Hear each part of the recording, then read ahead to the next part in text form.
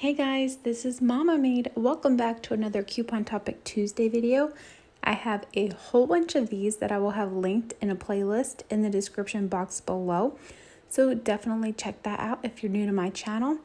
I'm also up for suggestions for new topics or questions you'd like for me to devote a whole video to. So definitely leave those also in the comments below. And let's go ahead and get started with today's topic. So today's topic is going to be kind of a warning to all my other fellow couponers. I've been having some issues lately with Ibotta. I feel like they're getting sneaky. I'm not sure if it's intentional or if it's possibly something with their computer that's just reading receipts differently. But something that you guys need to be aware of and need to be checking. So a lot of times, not all the time, but more often than it should, I will submit receipts.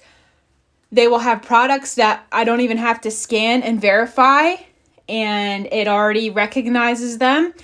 And then when I go to submit the receipt, Ibotta doesn't credit me for what they said that was matching with the receipt.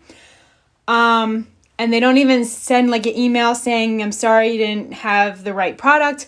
Nothing like that. You have to go back and check and make sure.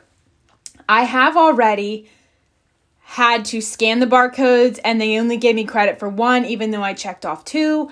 One time it was something that I had submitted. I had to scan the barcode and it said it accepted the barcode.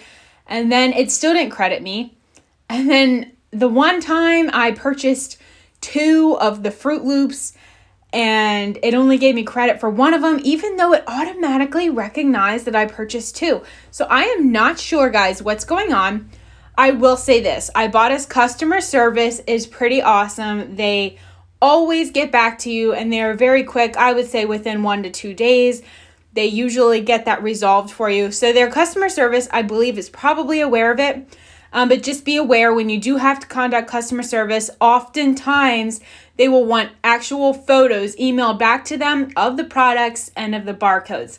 So just a warning, you guys, make sure you're going back, or at least when you submit your receipt and it says, I don't know, $8.25 pending. When you get your email, make sure it says $8.25.